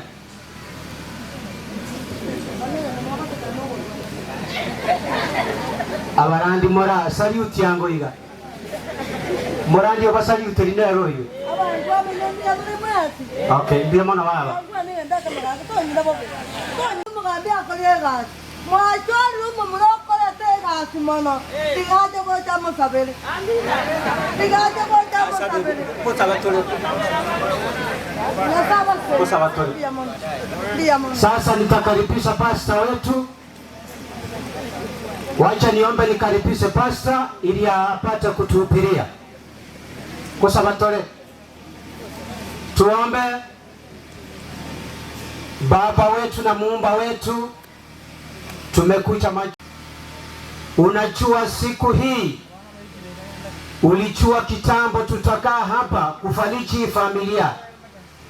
Baba, nitakapo mkaribisha pasta atakaye nena kwa ajili ya mbingu, Roho wako Mtakatifu amguse saiti ya yote, tukuone kama hatuchawahi kukuona tena.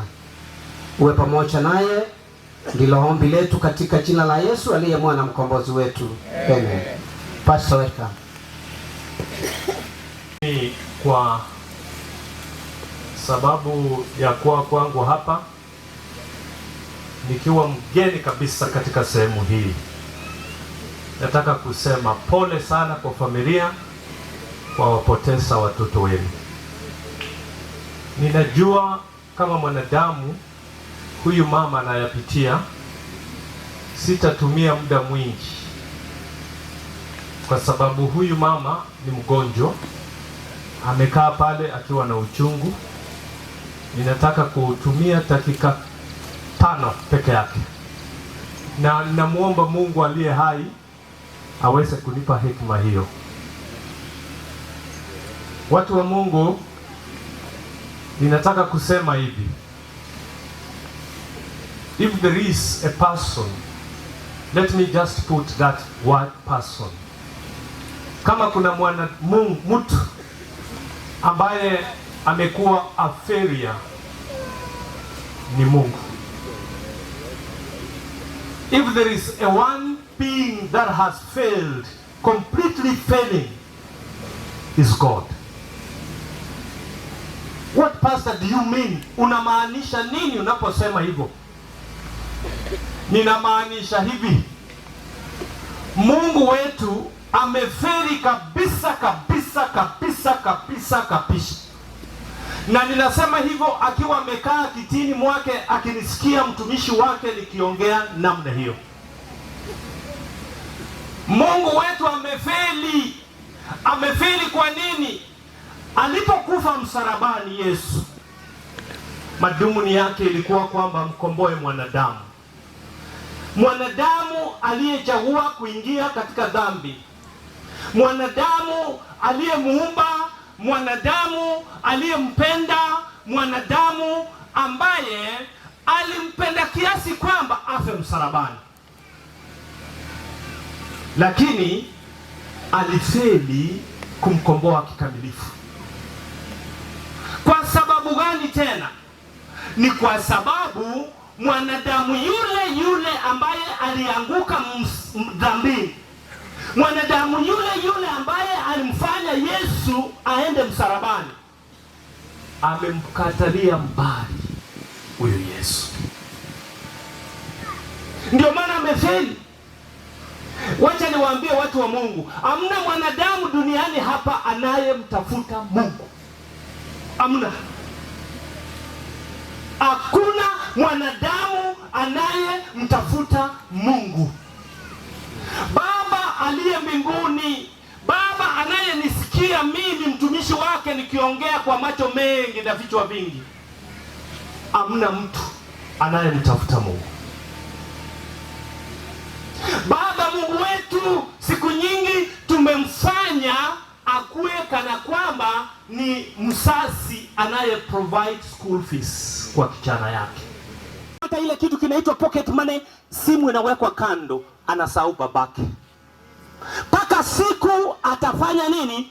Atakosa school fees, atakosa pocket money, ndio atamkumbuka huyu babake.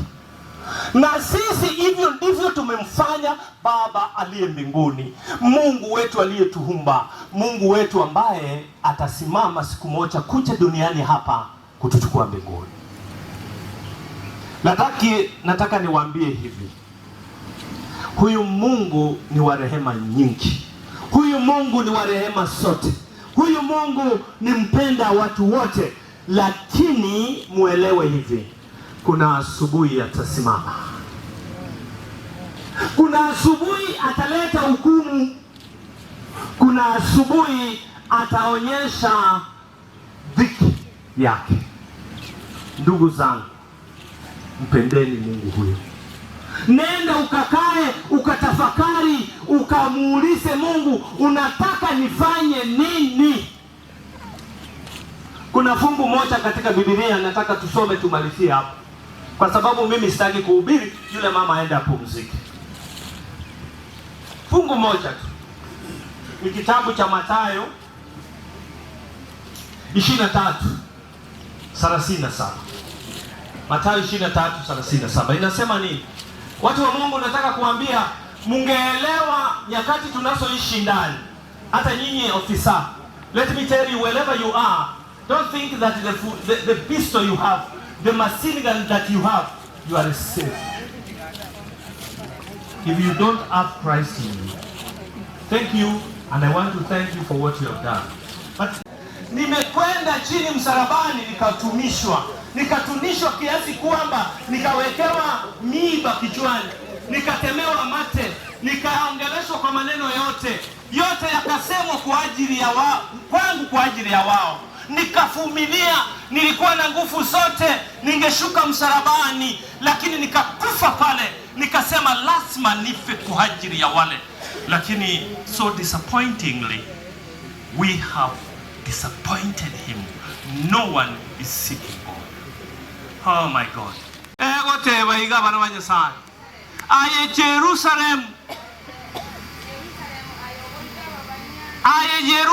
ugoita babania na kobaka magena kobatumirwa sore ngara karenga Nyasaye ito. Ni mara ngapi Mungu wetu amejaribu kwa njia zote ili atuweke pamoja kama watoto wake. Kama vile kuku anawakusanya vifaranga wake ndani ya mabawa yake, lakini mumekatalia mbali. Hamna mtu anayemtafuta Mungu. No one, hakuna mtu. Na Mungu amesema ni mara ngapi Yerusalemu? Yerusalemu ni nyinyi na mimi. Mara ngapi baba yetu, mara ngapi Mungu wangu, mara ngapi Mungu wetu ametutafuta. He is seeking us.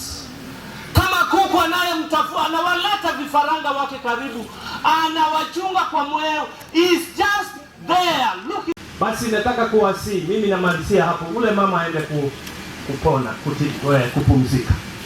Ni kwamba wewe nenda utafakari, unamtafuta Mungu kweli? Na kama unamtafuta Mungu, uende ndani ya kinyumba kile chako cha ndani, ukafunge vile Mathayo 6:6 nasema, ukamwombe Mungu neno hili: Baba Mungu wetu, ninakutafuta kweli. Mimi mwenyewe ninakutafuta kweli. Kama sikutafuti kweli Mungu, nipe moyo wa kutafuta wewe. Wale ambao wamepatwa na msiba huu, nataka niwaambie hivi, mimi pastor sina nguvu ya kuwasaidia, wala hawa hawana njia ya kuwasaidia, ili muweze kusahau haya ambayo yamewafanyikia, wapate nafasi kuitwa mtoto wako. Umejaribu kwa njia zote kutuweka karibu ndani ya mabawa yako, ili tuwe pale na choto, tukutafute kweli, tutembee pamoja na wewe, lakini tumekatalia mbali. Mungu wetu, tuonee huruma. Yeyote yule atakaye kutafuta kwa kweli ndani ya moyo wake, ninakuomba usimwache. Na familia hii ambayo imepiwa na kipoko hichi, ninakuomba Mfalme, kupitia kwa jina safi la Yesu mkombozi wetu. Bye bye. Nilisaliwa nikapata kwamba mtu akifa kwa familia, watu walikuwa, familia hiyo hakuna sufuria ilikuwa inawekwa juu ya moto ama makaa, ila tu watu kutoka vijijini walikuwa wanabeba chakula kuleta pale katika matanga. Sasa siku hizi sufuria zinapikwa, lakini watu wanapokuja matanga wanabeba sufuria ama chakula hicho ndani ya nini? Ya mifuko yao. Ndio maana nimeambiwa hapa mulete uchi ile ambayo mulibeba kwa ajili ya matanga haya. Na ninataka kuomba Mungu hivi, chochote unacho ulete hapa. Biblia inasema hivi, mkono unayotoa unabarikiwa sana kuliko mkono ambao unafanya nini? Unaopokea. Kwa hivyo leo kama unataka kubarikiwa, ufanye nini? Utoe.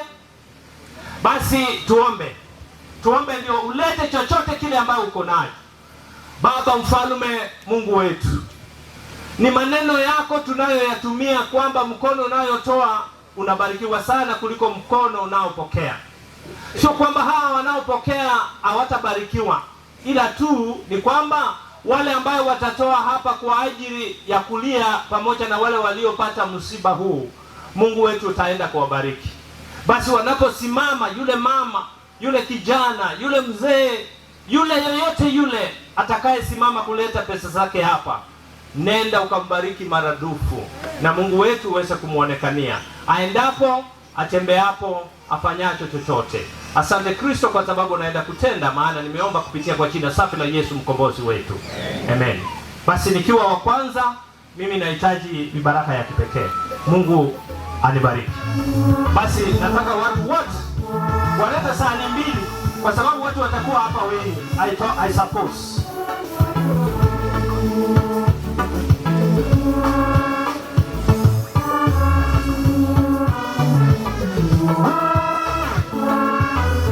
Basi njoo kila mtu. Okay. Utarudi mahali mkae. Moira na alisimogo ikaransi. Abangina bali bamukubo. Yani barabi bali bataketageti. Sasa ni kwa gosomo nenone. Tatu itole lolo. Oh my Lord. This is how we feel our God. Hivi ndivyo tunamfanya Mungu anadunika, kwa sababu amesema kwa kweli, lakini hamuna mtu anayesikia neno lake. Asante wale kwa wale wamesikia, nashukuru sana. Na namba ya simu kutuma wale wanaotumia ni 0 inasema ni 0728 969483. Nirudie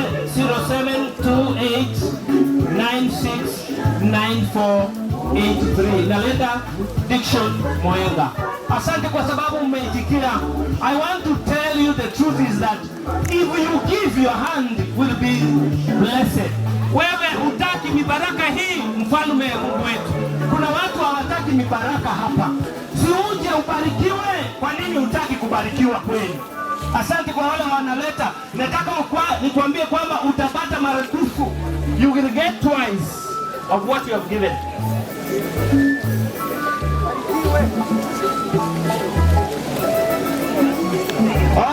Watu wote wa Nairobi, wale waliokuja leo na jana, wakwende kwa kona hii wakutane na mkubwa wao.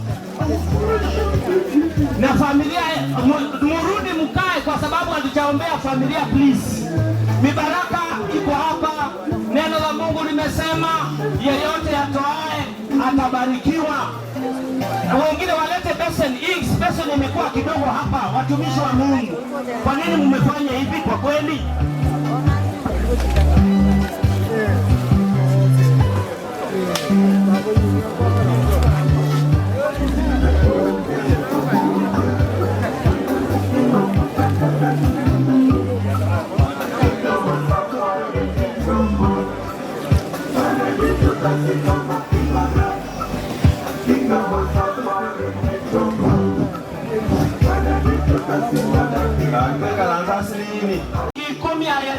Come with your 10 shillings.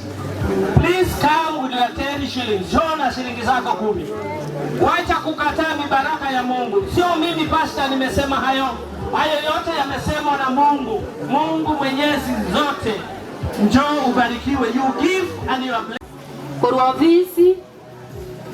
Mheshimiwa Barango na wakwa nimbi ya mori. Asiri tukuria rera matangare ngekuwakilisha. Ase constituency ni mana mangi. Gotu bwate chiwadinye. Igo na tumagocha na ndigate munyaro ko moko musabera ase ngechuye gasi akora nande munyaro ko ba moko baba toereru ege kogera chipasa ri mwa prete bari ba prete buya mochi mwa wese ngenjo chipasa na chigo konya bana bare batari kwenya bono ni gona renge ko basabera maya moko enda moende buya mo sabero mheshimiwa mbia mono naroro kubera ngoli tiganyara ko bakwani nkagerete oyo minto bna kwanire igo na bere yonga omwesimiwa bakwani tigamba kwanambia mole oyino mwesimiwa bakwanire naende nagokija monaino mwamwaete egasi naende neruete kubakorera egasi kuna bono nigagatebanga natagete korosi para kabisa egera chipara chibe tayari wanze kolema chipara nabo igo omorero ngagerete moroje chibosi muna chigendete gocha gochese ewenye ya muina natagete kobeka omorero kerase igo mwesimi igo itono muyale na neruete gokorera egasi bono ase familia oyo mtodison nabo mwesimi watebanga Paula sana asinge enjoy granye kekerolo nere na babwate liyanda linene na bayale ngabe gaiga lakini tenyale kaniti asinge enjo yechi sababu chenge chinyinge atango nyala kabogoika igolende aso byenge liga familia ya silingi 3,000 nabo igo amachuma bali balenge kolema oboinali asabana babekwa liga batomera silingi 1,500 igolende ndange pesa niyo chibesa cy'umwisimiwa na chechi andika mulanje ekeromo kuihwa umwisimiwa ko chibesa na inwe kalako buli mwateba nganje ikabya bunateba chisingi kiri busato na chechi ga cy'umwisimiwa neje chama chuma bali odiote leta machuma na chechi ga elibwa ya 500 mbia mono sana umwisimiwa bakali ya maya ko bwa mona se familia otebilenga kamulanje tiganya saba monaino na ndabagate asinga kiji mu bwato obakongo boga mbia mono sana. Angel Bochero Ogoge and Angela Nyaboke Ogoge. But Angel Bochero Ogoge and Angela Nyaboke Ogoge were born on 6th of January 2018. They were daughters to Bishop Ogoge Moenga and Yunia Kemuto Bonyoncho of Mokugo location, Mokugo sub-location, Kisii County. Sisters to Mary, Peter and Boniface.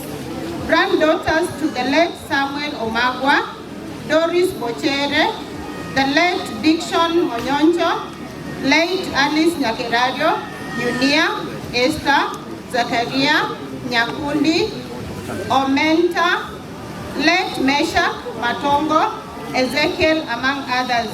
Niece to Dennis, the late Boniface, Shadrach, Ogamba, Kefa, Mokaya, Kelvin, Isaac, Rose, Mother, Joyce, Dorcas, Josephine, Fanny, Rebecca Mogeira, among others.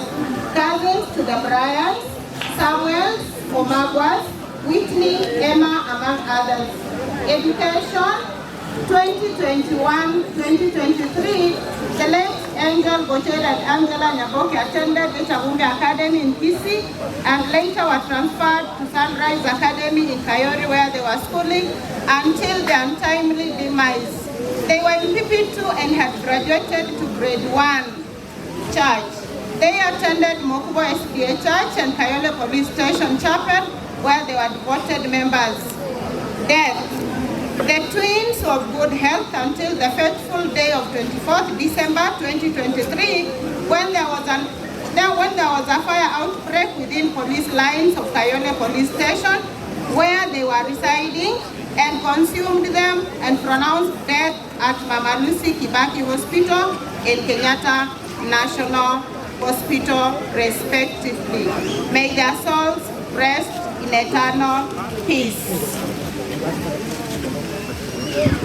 Bwana tuyatusame Bwana. Baba mfalme, tena Mungu wetu, maombi yetu tunajua hayawezi kubadilisha fikra zako, ila tumekuja miguuni pako tukifungua mioyo yetu kwa rafiki yetu ili mapenzi yako yaweze kutendeka kwetu. Na mapenzi yako kwetu sio mapenzi ya kufanyika vibaya kwetu, ila tu unatupenda na mapenzi yako kwetu ni mazuri. Kwa hivyo tumekuja miguuni pako sasa hivi kuleta familia hii ambayo imepigwa na kiboko cha namna hii, kwamba mfalme, wakati wanayapitia katika mahangaiko ya fikra zao, Mungu wetu uweze kusikiria fikra zao, waweze siku zote kufikiria msalaba, wakuone Kristo pale na uweze kuwatia nguvu wanapoendelea kutembea katika dunia hii ya dhambi. wakikumbuka kwamba Yesu, wewe peke yako una nguvu ya kuwapatia nafasi nyingine ya kesho na pengine kupata nguvu wanapoendelea kutembea. Kwa sasa hivi kama watumishi tumewashingira katika mnyororo huu kwamba Yesu uweze kutembea na wao, uweze kutembea katika hali zote, katika kazi zao, katika fikra zao na katika hali zote watakapokuwa. Asante Kristo, kwa sababu wewe ndio unabariki watoto. Tunajua unaweza kuwabariki watoto wengine kabla hujarudi duniani hapa. Utakapowabariki watoto wengine mikononi mwao, waweze kuwarudisha watoto hao katika mikononi mwako, kwa sababu wewe ndio mlinzi mwema.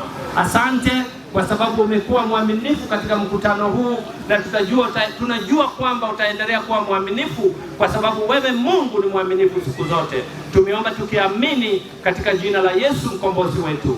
Amen. Umwana mutangi Jose Mokyo Gogoyo Kubatuna Omongi Gayali. Okay. Jenny. Okay, Rebecca. Vision. Where is born? Kuna mtu waponi hapa? Watoto inua mkono. Okay. Alafu okay. Asante. Kwa niaba ya familia yetu nataka kuwashukuru ninyi nyote. Mzigo huu ulikuwa mzito, lakini jinsi mlijitokeza kusimama nasi, tuliona kwamba kweli mnatupenda. Si kwamba sisi ni wazuri, lakini mmekuwa watu wa maana sana kwetu mpaka tumefarijika. Asante sana, Mungu awabariki na mwende na mibaraka ya Mungu. Asanteni. Watoto wangu na wasalimu, hamjambo. Kwanza ningependa kusema asanteni sana kwa moyo wenu kwa kunishikilia wakati mgumu ambao nimepitia takriban siku 30 ambazo zimepita. Haijakuwa rahisi kwetu, lakini kwa neema ya Mungu tuko na nguvu, tunaongea sahihi. Naomba radhi kwa kuna walimu walikuwa wamefika hapa kutoka Sunrise Academy, mahali watoto wangu wapendwa walikuwa. Sijui kama hapo ama wameondoka. Kama wapo wakuje karibu, lakini kama hapo pia tumeshukuru sababu wamekuja. Ningependa kurudisha shukrani zangu za dhati kwa DIG Kenya Police Service, kwa sababu wakati mkasa ulitokea, yeye pamoja na Regional Police County Commander aliweza kukuja pale mahali mkasa ulikuwa na akatusaidia sana. Ningependa kupongeza kikundi kingine kinaitwa Kayole Police ambayo inaitwa Njiru Sub County Headquarters Offices. Askari wote, the subordinate staffs wote, nashukuru sababu mulisimama na sisi. Ningependa kutambua uwepo wa the Administration Police Service, Critical Infrastructure Protection Unit, mahali siku hizi mimi pia nafanya pale Nairobi Expressway. Pia mkituma ujumbe huu uwafikie kwamba sisi tumewapongeza sana na kuwacongratulate zaidi. Nikuje kwa familia zote mbili, familia kutoka Bugetutu na familia yetu ya Mukubo. Sina mengi ya kusema, ila tu nasema Mungu awabariki. Kuna kikundi kinaitwa Toben Football Club ambao kinapatikana pale Kayole. Pia ningependa kuleta na kuwashukuru sana sababu umesimama na sisi. Kuna kikundi kingine kimekuwa na mimi hapa ambao ni Magemo Football Club.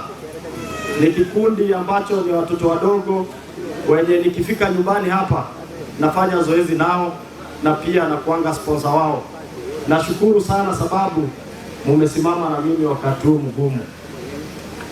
Pia ningependa kupongeza na kuwashukuru sana the Kayole civilian fraternity, the business community, the church. Mungu awabariki sana. Kama sijasahau kikundi kingine, naomba tu ni introduce familia yangu ile moja, ile changa ile sasa. Huyu bibi yangu mpendwa ndiye anaitwa Kisii-Ogembo, ndiye alipata hilo janga. Huo usiku mimi mwenyewe sikuwa nyumbani, nilikuwa kazi. Ulikuwa usiku wa manane. Nimesikia maneno mingi, lakini nasema Mungu anajua sababu yenye ilifanya hilo tukio likuwe. Niko na msichana wangu anaitwa Mary upande hii, na pia kulikuwa na walimu wa Sironga Girls. Sijui kama wameenda Kisii-Ogembo ni kama wameenda, sababu tulimaliza ile shughuli. Niko na Peter ako hapa pia. Niko na kijana mdogo anaitwa Boniface Osombi, yule ndugu wangu mwenye nilikuwa nafuata nilimzaa ya yule. Niko na Scovia ambaye tunaishi naye pande ile. Nasema Mungu ambariki, amzidishie. Kuna shemeji yangu anaitwa Sara, siwezi kosa kumtambua uwepo huu, sababu amenisaidia sana wakati huu mgumu wa msiba na mgonjwa. Pia napenda kumtambulisha sehemu ya ane. Sijui kama walipata hiyo nafasi. Waliongea. Ndio huyu ndio nimepata kuona saa hii. Nashukuru sana. Aba murabani to bamu kubo bamagenche aba gusimwensi asemwabe takuru Nairobi. I want to appreciate you. It is not for granted that you did this. It has been a burden, but you carried it by yourselves.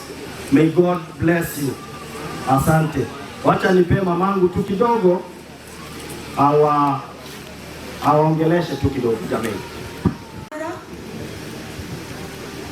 Ingongo ile niliasemora ngambi ya mono asemere meme nana mwakorire koruri ngane liya beta tarehe 24 nikaruga ika tarehe 27 na berire Nairobi omorwaire omoire ndagira nyagitari tobwato motengecho bwo kumia enare batabanga chikanisa chiriche ito chia abanga iga esa batobotambe bagocho mochioria mamanyete ngani ndororo no mwana one feni kitinko mweba no mwana ombombi abo batenenere nkeye baka twairanire twaye nyorire koreteki ere munere iga ase moko genda mamanyete amaswali akira mange amabori na aroro na machibu na arata iyo inga ninkige na tebereire kanisa mono na tigire nkayane gokoreki njengo tigara nyasaone ekiagera tinamo sabete timogoreti igangete na ende kerangeire koira. Mimi ninashukuru, nitaendelea kusimama katika nyumba ya Bwana ama tukonsi no mwana oyone momanyete na batokora nero gokora riobu na ende konya na nyorire chinge na ngeni bochere gari kuboka saa 11 otera osa nasaba kere lituko egento gelina ki nyasa nkonyere omwana oyone ke mto onya bakungu baro igaisa ina bakungu 10 ase 10 oyo no mokungu na ngakende karamo kwa moro ochire gogo salia osiria lakini no muntu strong ngana onyendiria atari kwenyara tari gutaka musukume gochiande ngosa banyasa na ino monsa besi amombwatesi asoko weno kangwena kwango na ndacho kwera negasi yae nare batabanga gatu magendere goto sabere anyo ngantani naro reno gogo kumia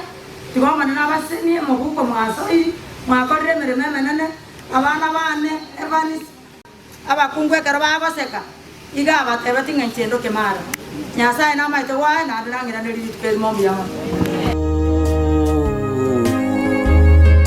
Karo chaito chairianyeka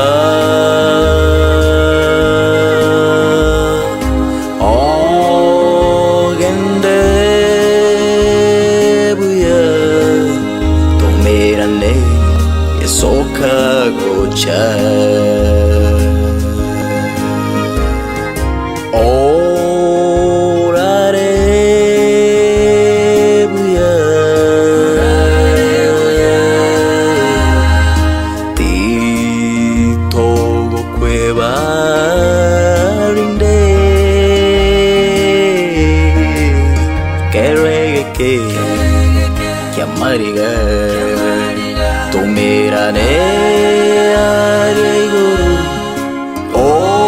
Nyasaye ensengia totago kwa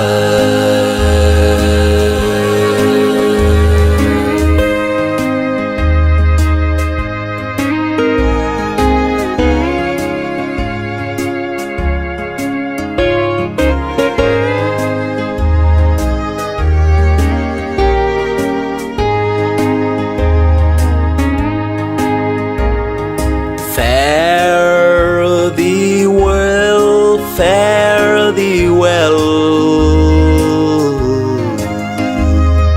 We'll miss you through the time till we meet some other day.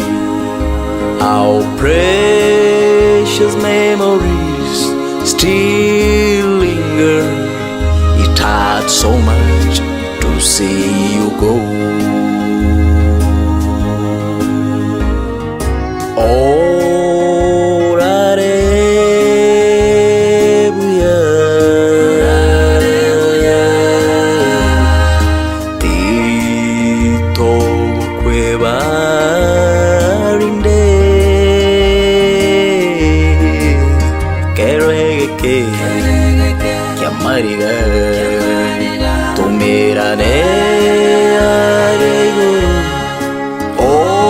Nyasaye ensengia totago kwa